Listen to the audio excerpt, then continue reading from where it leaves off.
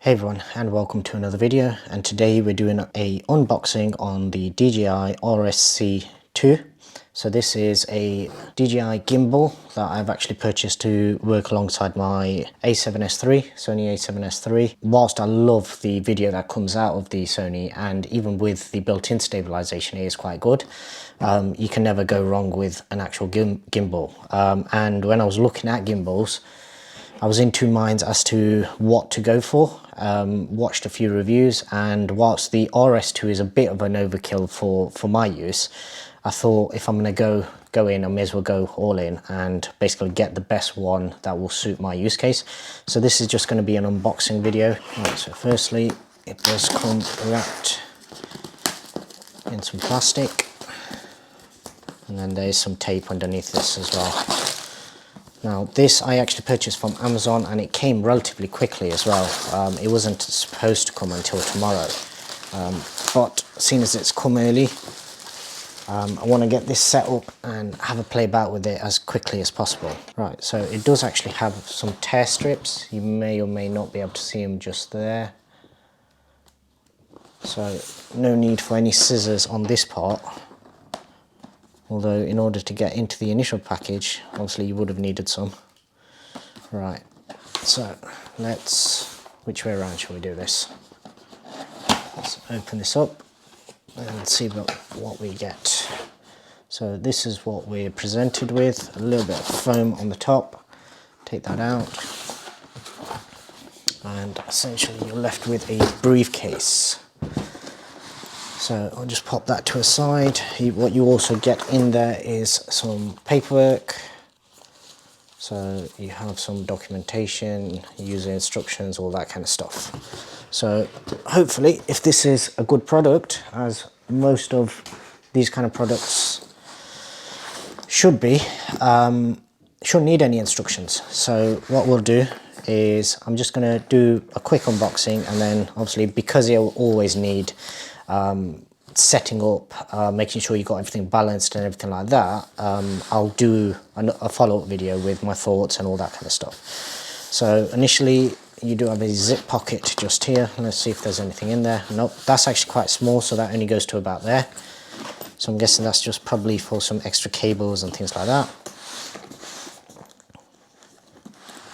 Right, so next what we'll do is I'll just flip this around, and what we'll do is open this up. Right, so opening the sort of top lid, if you like, we do have quite a few different brackets and things like that. Now this kit that I actually ordered, I did order the sort of pro kit, so this actually includes the Raven Eye.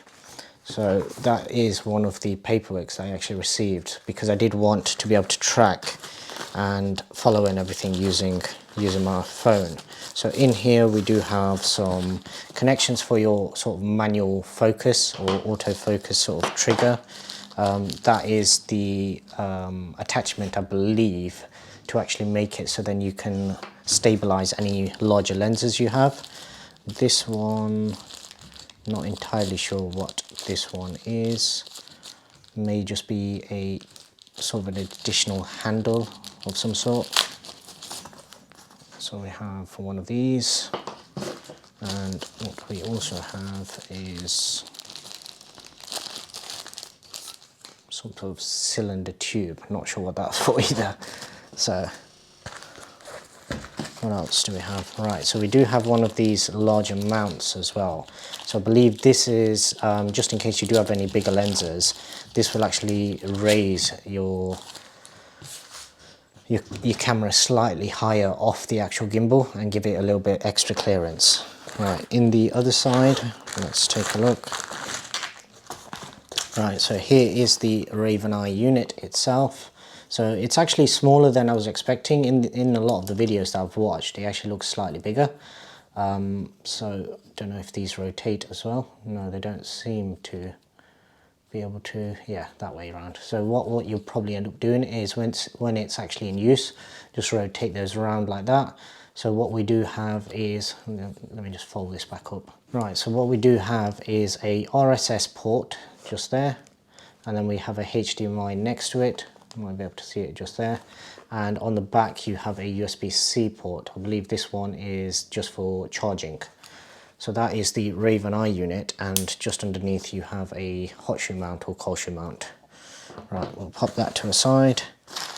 And then you also get a bag full of goodies in terms of your mounts, making sure you've got various types of screws, fixings and everything to be able to mount it onto various different types of these base plates. Right, so just below that we have some more goodies. So this, I believe, should be metal. I believe if you buy the Pro kit, then you actually get a metal tripod. If you buy the standard RSC2, then you only get a plastic one. I believe this one is actually the same one that was actually on the original RS or RS2. Next to that, we have the base plate, quick release, and what we will have is a little button to actually release it. And this is where you would swap this out for this one if you needed the extra clearance, just to be able to mount a bigger lens onto it. I'll just chuck that one back on for now.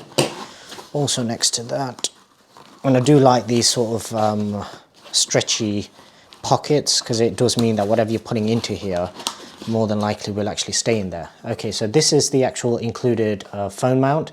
So this is whenever you're using your Raven Eye unit, you can actually attach this onto the side of the gimbal itself, and then put your phone into here. Let's see if my phone actually fits.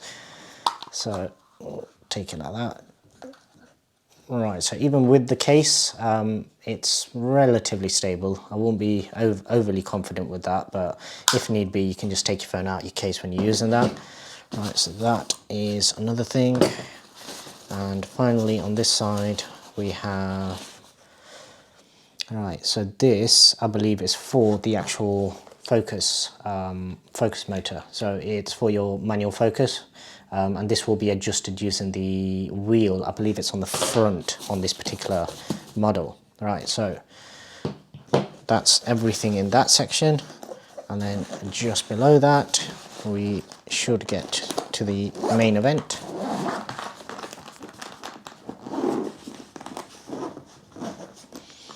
Right. Okay, so we have more pockets, so I won't uncover that just yet. Right, so we have loads and loads of cables. So that's really good that they've given you virtually every type of cable that you're going to need. So you have various USB-C to micro USB.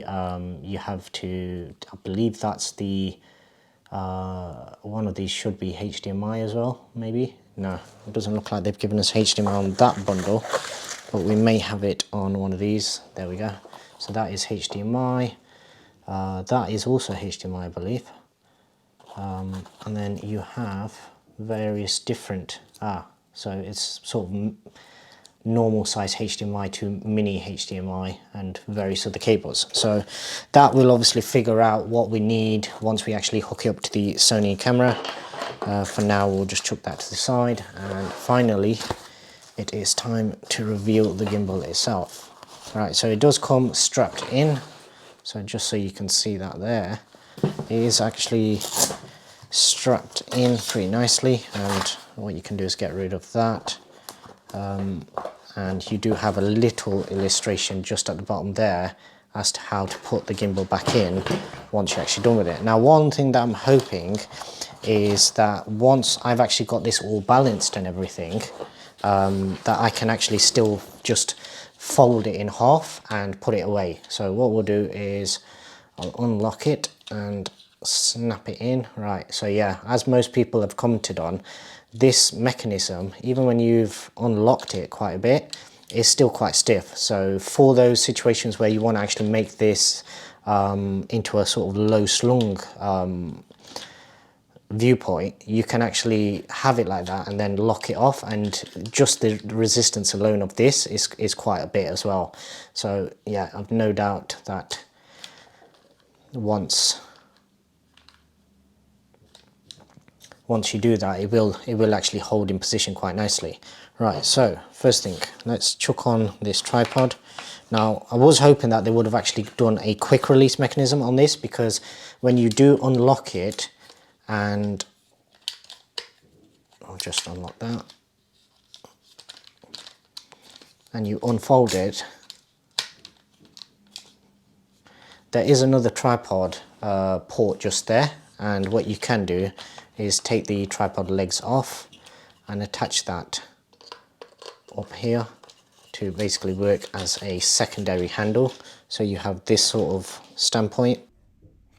Okay, so at this point, what I did was I wanted to get everything hooked up, but what I found was both the Raven Eye unit as well as the actual Ronin gimbal were both completely dead, so neither of them would actually turn on, and in my eagerness I just kind of threw it together just to get some shots, some B-roll shots. This was actually taken the next day, and it did take me a little while to actually get the Raven Eye unit set up correctly, so I will do a separate video on that, because in order to find out exactly how I wanted it, I had to search through 3 different videos.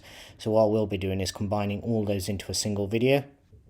But first impressions were pretty good.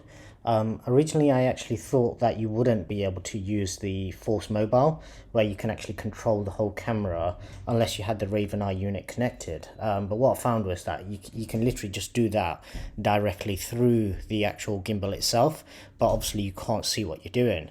Now, one of the issues with Sony cameras in particular with regards to this gimbal is you have to kind of choose between using the sort of micro USB cable and the USB-C cable, and depending on which one you use, they give you different functions and functionality that you can actually make use of.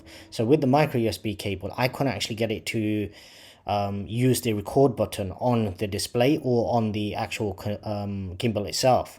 So what I had to do was change that over to the USB-C, but in order to get that working, you then have to change a few settings on the gimbal, on the camera itself. A little bit of a learning curve in that sense, but nothing that you couldn't find just through a few free YouTube searches. But early tests on this are very good, so I'm looking forward to actually making more use of this.